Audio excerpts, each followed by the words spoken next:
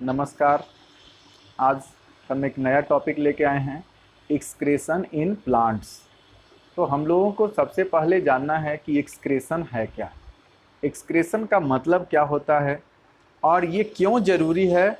सबसे पहले हम ये जानें, जितने भी लिविंग ऑर्गेनिज्म हैं उन सबों में मेटाबॉलिक रिएक्शन होगा और उन मेटाबॉलिक रिएक्शन में कुछ बाई प्रोडक्ट्स जो बनेंगे या जो कुछ टॉक्सिक प्रोडक्ट्स बनेंगे उन्हें रिमूव करने की आवश्यकता होती है।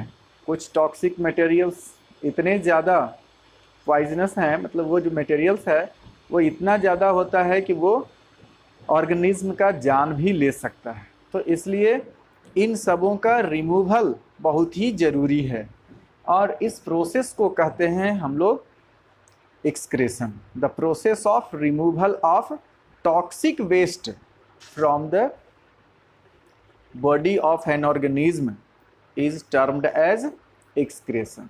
तो ये जो है एक्सक्रेशन का मतलब होता है कि वेस्ट मटेरियल को शरीर से बाहर रिमूव करना। और ये वेस्ट मटेरियल बन रहा है कैसे? ये जो है हमारे शरीर में बहुत सा मेटाबॉलिक एक्टिविटीज़ होता है, इसके थ्रू ये बनता है। जैसे रिस्पायरेशन हो रहा है तो इसमें carbon dioxide and water vapour, ये दो वेस्ट प्रोडक्ट बनता है और ये दोनों वेस्ट प्रोडक्ट जो है इसका रिमूवल शरीर से बहुत ज़रूरी है। और ये हमारे शरीर से कैसे रिमूव होगा? तो ये लंग्स के थ्रू रिमूव होता है। मतलब कि हम लोग जब सांस छोड़ते हैं तो उस समय वो कार्बन डाइऑक्साइड और वाटर वेपर बाहर निकल जाता है। इसी तरह से और भी हमारे शरीर में बहुत सा वेस्ट मटेरियल बनता है, उसे बाहर निकालने की आवश्यकता होती है और उसके लिए अलग एक्सक्रीटरी सिस्टम हमारे शरीर में काम करता है। फिर ये सब हम लोग बाद में पढ़ेंगे। अभी हम लोग प्लांट्स के बारे में जान रहे हैं। तो इसमें भी प्लांट्स में भी रिस्पायरेशन होता है, तो इसका कार्बन डाइऑक्साइड और वाटर वेपर जो है रिस्पायरेशन के क्रम में जो बनेगा वो भी रिमूव होना बहुत ज़रूरी है। तो वो जो है रिमूव कैसे होता है? स्टोमाटा के थ्रू उसमें रिमूवल हो जाएगा। ये जो है वाटर वेपर और कार्बन डाइऑक्साइड दोनों स्टोमाटा के थ्रू रिमूव हो जाएगा। फिर स्टेम में यदि हो रहा है वहाँ रिस्पायरेशन होगा तो लेंटिसेल्स होता है, जिसके थ्रू वो रिस्पायरेशन करता है, वहाँ पर वेस्ट मटेरियल के रूप में कार्बन डाइऑक्साइड और वाटर वेपर रिमूव हो जाएगा। और रूट भी जो है वो रूट हेयर के थ्रू रिस्पायरेशन करता है, तो वहाँ पर भी रिमूव हो जाएगा। लेकिन अब इसके अलावा भी कुछ और वेस्ट मटेरियल होते हैं जिसका रिमूवल ज़रूरी है। जैसे कि फोटोसिंथेसिस हो रहा है, तो फोटोसिंथेसिस में भी प्लांट के लिए जो वेस्ट मटेरियल है वो है ऑक्सीजन। ये ऑक्सीजन जो है, और तो उसमें ऑक्सीजन और वाटर वेपर भी बाहर निकलेगा, वो स्टोमाटा के थ्रू निकलेगा। तो इस तरह से ये जो है रिमूवल होते रहेगा वेस्ट मटेरियल का। प्लांट्स जो है वो दिन के समय रिस्पायरेशन जो करता है उसका कार्बन डाइऑक्साइड जनरली यूज्ड हो जाता है फोटोसिंथेसिस में। तो इससे इसका मतलब ये है कि प्लांट्स दिन में कार्बन डाइऑक्साइड जो वो रिस्पायरेशन के क्रम में जो रिलीज़ करता है वो उसमें फोटोसिंथेसिस, दिन में चूँकि फोटोसिंथेसिस होगा तो वो यूज़ हो जाता है कार्बन डाइऑक्साइड। लेकिन रात के समय प्लांट्स जो है वो फोटोसिंथेसिस नहीं करेगा, तो उसमें कार्बन डाइऑक्साइड जो रिस्पायरेशन का जो बाई प्रोडक्ट है वो carbon dioxide and water vapour remove होते चला जाता है। इसलिए कहा भी गया है कि बहुत बड़ा पेड़ यदि है, ज़्यादा घना पेड़ है, तो उसके नज़दीक नहीं सोना चाहिए रात में। हो सकता है कि अधिक कार्बन डाइऑक्साइड होने से जो है सफोकेशन होना शुरू हो जाएगा और वो बेहोश भी हो सकता है। आदमी अनकॉन्शियस हो जाने के बाद वो इधर उधर जाएगा नहीं, और ज़्यादा ऑक्सीजन की कमी हो जाने के कारण उसका डेथ भी हो सकता है। तो इस तरह से ये जो है प्लांट जो है वो अपना वेस्ट मटेरियल रिमूव करता है। और प्लांट का मेन वेस्ट प्रोडक्ट क्या है? ये कार्बन डाइऑक्साइड, वाटर वेपर और ऑक्सीजन। ये हम लोग जाने कि ये कार्बन डाइऑक्साइड और वाटर वेपर कब होता है रिलीज, ये जो है रिस्पायरेशन के क्रम में ये बनेगा, बाई प्रोडक्ट है। और इसको स्टोमाटा के थ्रू, लेंटिसेल के थ्रू, स्टेम में होगा तो लेंटिसेल और रूट में होगा तो रूट हेयर के थ्रू हो जाएगा। और ये जो है फोटोसिंथेसिस के समय ऑक्सीजन का जो रिमूवल हो जाएगा स्टोमाटा के थ्रू, या जहाँ भी फोटोसिंथेसिस हो रहा है कुछ ग्रीन स्टेम जो है वहाँ पर भी होता है, तो उन सबों में फोटोसिंथेसिस के क्रम में जो वेस्ट मटेरियल के रूप में प्लांट में ऑक्सीजन बनता है वो बाहर निकल जाएगा, तो ये मेटाबॉलिक वेस्ट कहलाएगा। और इसके अलावा भी बहुत सा प्लांट्स में जो है स्टोर हो जाता है, इसका वेस्ट मटेरियल रिमूव करने का कोई विशेष सिस्टम इसमें नहीं है, जिसके कारण इसमें जमा हो जाएगा। और जब वो लीफ में जैसे जमा हो गया, फिर फ्रूट्स में जमा हो जाएगा, बार्क के नीचे जमा हो जाएगा, तो जब ये प्लांट्स का जो है लीफ ज़्यादा दिन के बाद देखे होंगे उसमें जो है इसका कलर चेंज हो जाएगा और वो टूट कर जब झड़ता है तो वेस्ट मटेरियल के जो है उसके थ्रू निकल जाएगा। फ्रूट्स जो है वो उसमें से भी होता है, फ्रूट्स में जो जमा रहता है कुछ का उसे कहते हैं रैफिड्स, और वो सॉलिड फॉर्म में जमा हो जाता है फ्रूट्स में और वो निकलने लगता है। कभी कभी हम लोग देखे होंगे कि आम का जो कच्चा आम है उसमें आप लोग देखे होंगे कि बहुत ज़्यादा ऊपर से उसका डंठल जो टूटता है तो उसमें से निकलेगा वो बहुत ज़्यादा जो है वो स्किन ये सब को ख़राब करने वाला हो जाता है, तो वो भी वेस्ट मटेरियल उसका है। इसके अलावा हम लोग देखे होंगे तुलसी का जो स्वाद होता है, नीम का स्वाद, कड़वाहट जो है, करेले का कड़वाहट, तो ये सब उसका वेस्ट मटेरियल है। और वो जो है बहुत से माइक्रो ऑर्गेनिज्म के लिए वो नुकसानदायक होते हैं, मतलब कि उसे जो है जैसे नीम में एंटीबैक्टीरियल गुण पाया जाता है, तो ये उसके वेस्ट मटेरियल के कारण ही है। उसका जो नीम का कड़वाहट है उसमें वो जो है बैक्टीरिया या फंगी ये सब जो भी है वो उसमें नष्ट हो जाते हैं, मतलब कि वो वेस्ट मटेरियल उसको नुकसान पहुंचाता है।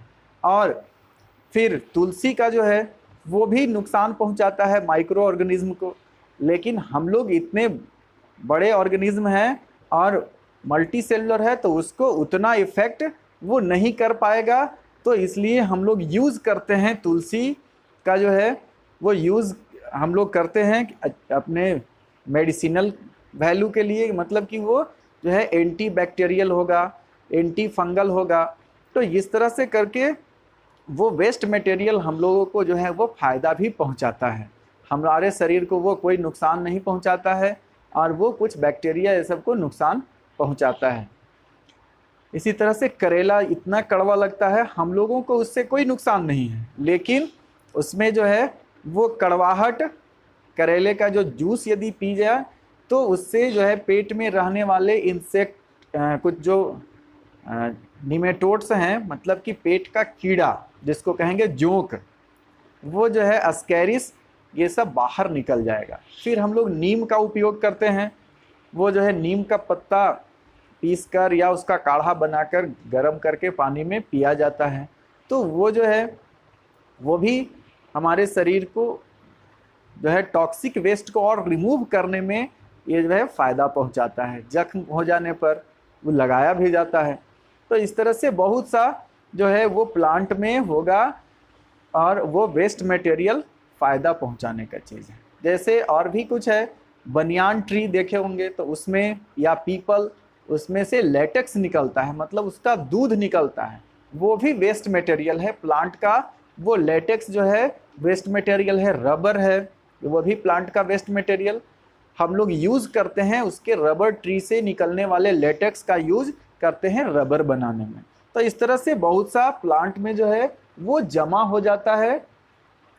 और जैसे इसमें देखिए जिमीकंद में होता है निडल शेप्ड स्ट्रक्चर, उसका होता है छोटा छोटा, और वो जो है उसके फ्रूट्स पर रहेगा और उसको कोई आदमी छूता है तो शुरू में उसमें जो है वो लगेगा कि छोटा छोटा रुआं जैसा पूरा में हो जाता है।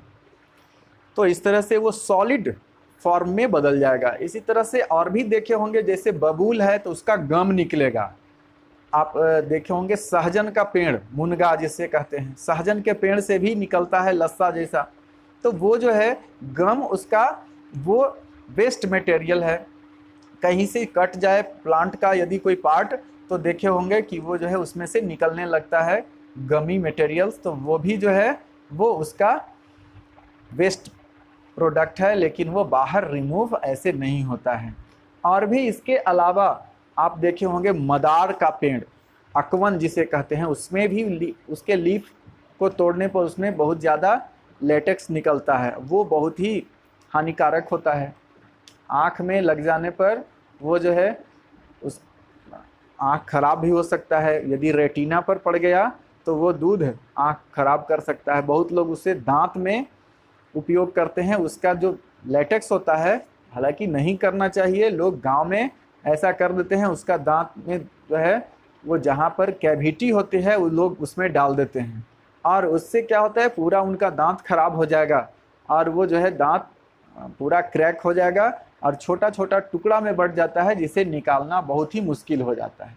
तो वो उसका वेस्ट मटेरियल है, वो टॉक्सिक सबस्टांस है, लेकिन वो किसके लिए? प्लांट के लिए और एनिमल के लिए। तो जितने भी टॉक्सिक सबस्टांस हैं वो कोई ज़रूरी नहीं है कि प्लांट का जो टॉक्सिक सबस्टांस बन रहा है वो एनिमल के लिए भी टॉक्सिक हो। हम लोगों के लिए कुछ फ़ायदे का भी जो है वो टॉक्सिक मटेरियल हो सकता है। और प्लांट्स जो है सेक्रेट करता है अपना वेस्ट मटेरियल, अभी बताए, गम और रेजिन के रूप में। और ये जो है plant also excrete some waste substances into the soil around them. और ये जो है अपना वेस्ट मटेरियल रूट के थ्रू भी वेस्ट जो है उसे रिमूव करने का काम करता है। तो इस तरह से हम लोग देखेंगे कि प्लांट में भी ये जो है उसका उतना वेल डेवलप्ड एक्सक्रेटरी सिस्टम नहीं होता है, फिर भी उसमें जो है रिमूव होगा, उसका रिमूवल करवाया जो है प्लांट करता है। तो इसमें सबसे पहला हो गया कि रिमूव होगा तो कार्बन डाइऑक्साइड और वाटर वेपर, ये अस्टोमाटा के थ्रू होगा। और यदि इसमें ऑक्सीजन है तो ये भी अस्टोमाटा के थ्रू होगा। और इसके अलावा जो कुछ लीफ में हो जाएगा, तो जब लीफ उसका डीअटैच हो जाएगा, लीफ देखे होंगे पतझड़ का समय आता है, जैसे पीपल में बहुत ज़्यादा मतलब उसका सारा पत्ता एक साथ झड़ जाता है, तो उसे कहते हैं डिसिडुअस प्लांट। मतलब कि वो जो है पतझड़ वाला है, उसका एक साथ पूरा लीफ झड़ जाता है और फिर नया नया उसका जो है लीफ फिर से उगना शुरू हो जाएगा। तो इस तरह से हम लोग देखें कि प्लांट जो है वो कैसे अपना गैसियस वेस्ट को रिमूव करता है, अस्टोमाटा या लेंटिसेल के थ्रू या जो है रूट हेयर के थ्रू करेगा। और उसके बाद दूसरा है प्लांट को जो है स्टोर करके वो अपने बॉडी पार्ट्स में स्टोर किए हुए रहता है, और उसे ये जो है यूज़ मतलब जब भी होगा, ज़रूरत होगा तो वो रिमूव करेगा, और वो गम के रूप में करेगा, रेजिन के रूप में करेगा, या फिर लीफ में हो गया तो उसे बाहर ये निकलेगा। और उसके बाद है plants get rid of waste by secreting them in the form of gum and resin। फिर हो गया plant also excrete some waste substances into the soil around them। और ये अब हम लोग पढ़ लिए 4 इसमें मेन हो गया। और फिर इसके अलावा भी हम लोग देखें कि और भी जो वेस्ट मटेरियल है उनका जो है मेडिसिनल वैल्यू भी हम लोगों के लिए होता है। और अगला लेक्चर में हम लोग लेके आएंगे एक्सक्रेशन इन अदर एनिमल्स, जैसे अमीबा है, पारामीशियम है, तो वो सब में भी कैसे होगा। और इसके अलावा हम लोग फिर देखेंगे ह्यूमन में एक्सक्रेशन, ह्यूमन में कैसे होता है, इसका पूरा डिटेल्स हम लोग जानेंगे। तब तक के लिए धन्यवाद।